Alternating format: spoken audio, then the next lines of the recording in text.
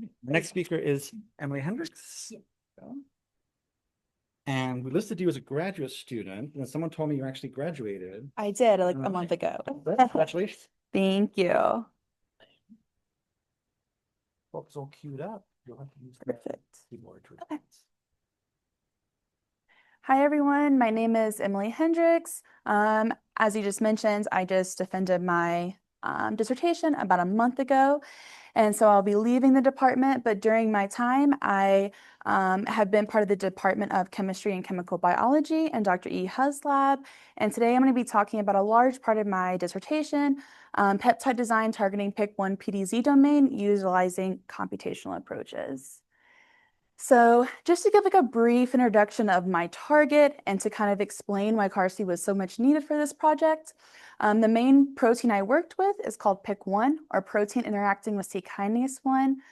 It's responsible for controlling the trafficking of cellular proteins via endocytosis, and so it's tied to diseases such as Alzheimer's, obesity, cocaine addiction, etc.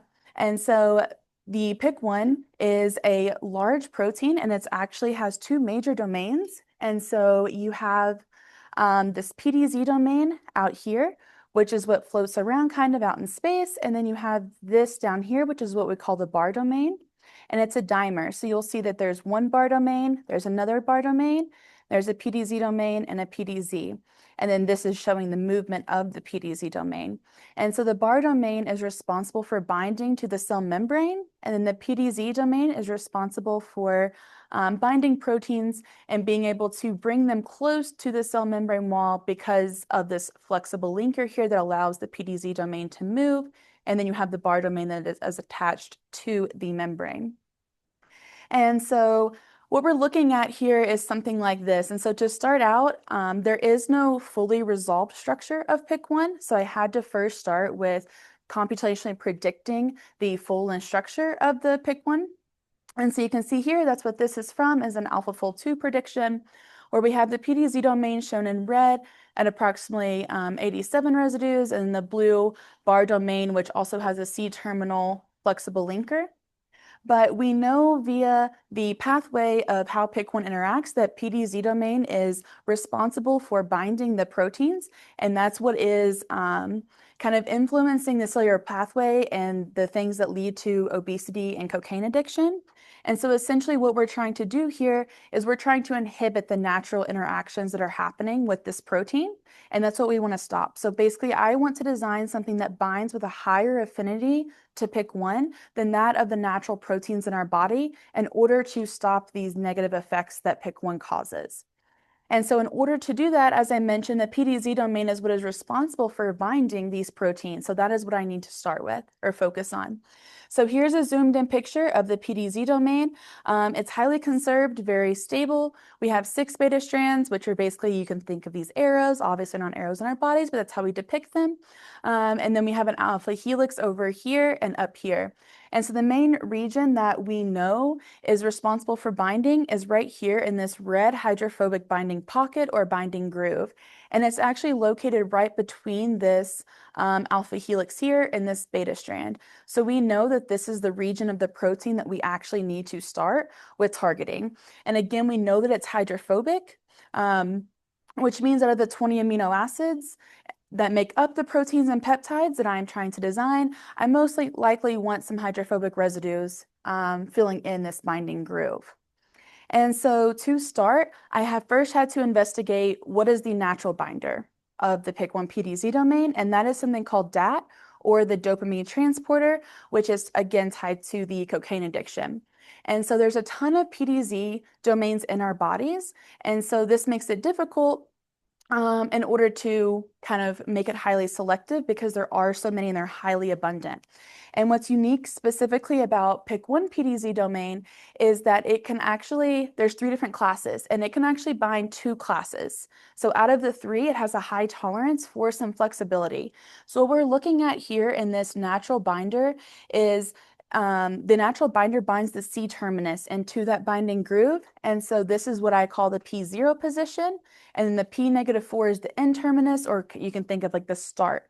And so with this being the last residue or the last part of my sequence located right here, If we look at the class 1, this is a hydrophobic residue. X means any residue, serine or threonine, any. So we know that PDZ domain can tolerate this class 1, but we know it prefers the class 2 type. And so the only difference here is it also has a hydrophobic residue at the P-2 location. And so you can see some of the natural sequences that I've listed here of some of the natural binders. And so what this tells me in the very beginning is I'm looking to design a sequence that matches at least one of these class types, but preferably class 2, since we know that that is what is preferred, even though class 1 is tolerated. And so going to this, I started out with the kind of AI machine learning realm. So in my group, we had not explored this very much during my PhD time up until I joined the group. We were a very molecular dynamics simulation heavy lab, and I got very interested in this peptide design, protein engineering, and then that's kind of how I learned about all the AI machine learning. And obviously we know there's new programs coming out every day for this type of thing.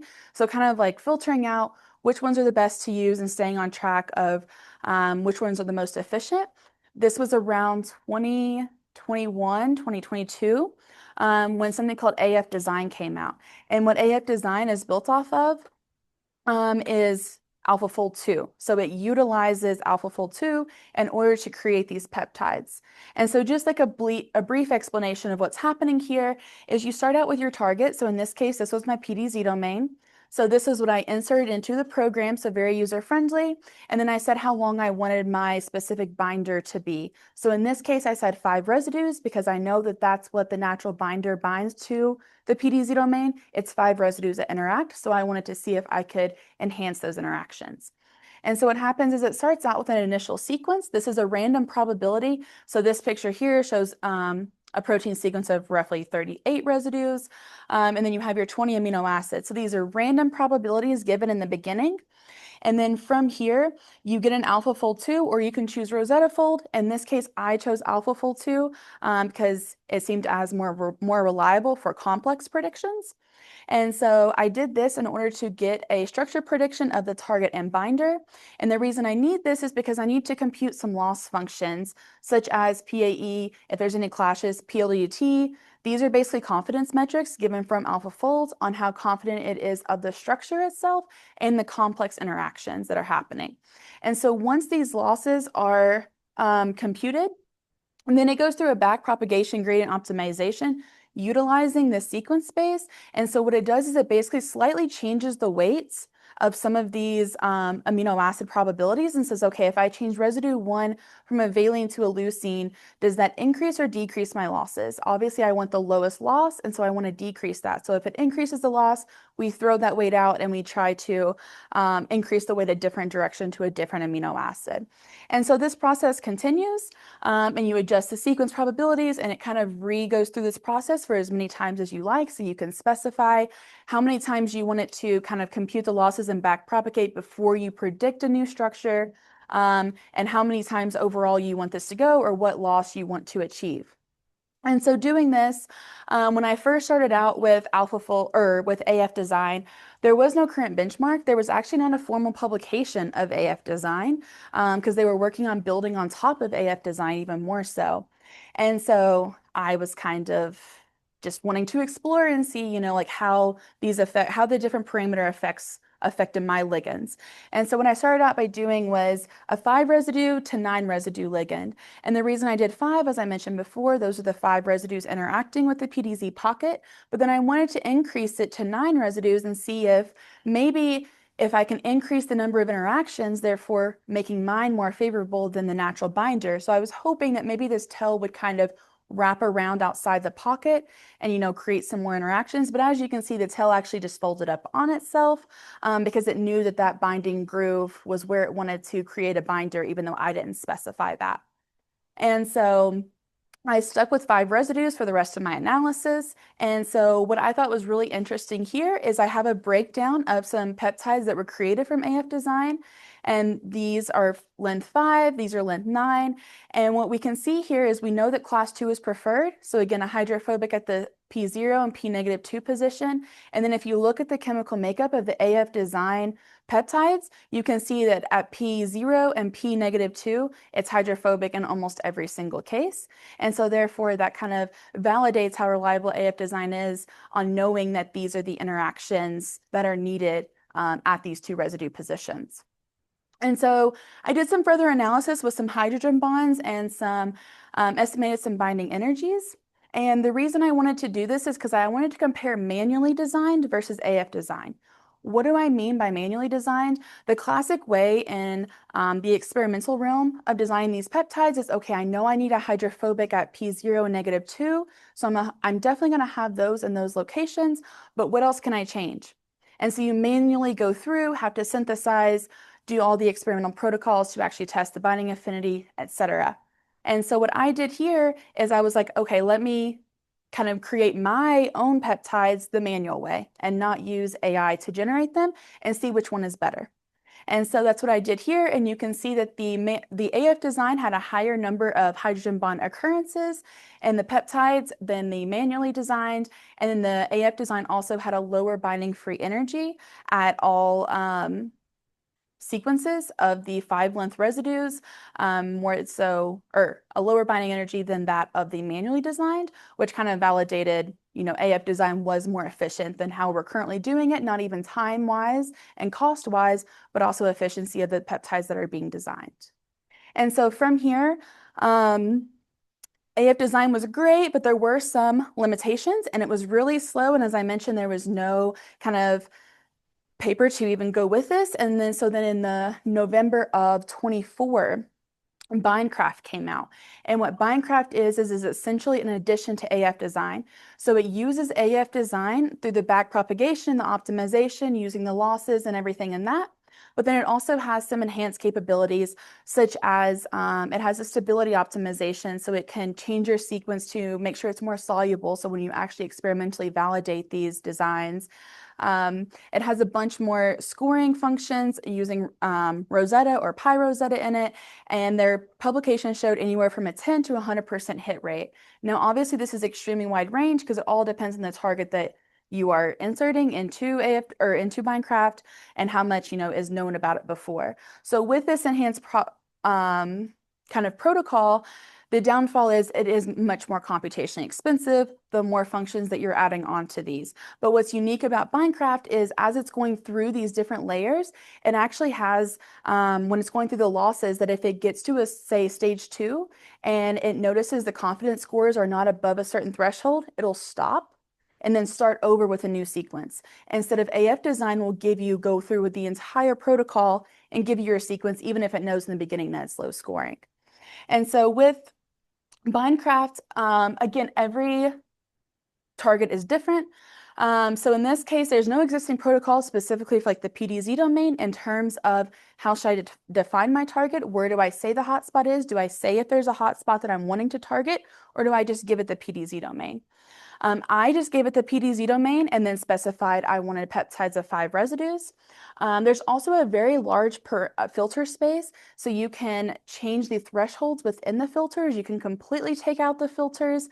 So I first started kind of with interpreting what these filters did and how it affected the sequences that were being outputted, and if I saw those hydrophobic trends in that sequence composition, or if I was losing that when I changed a certain filtering parameter.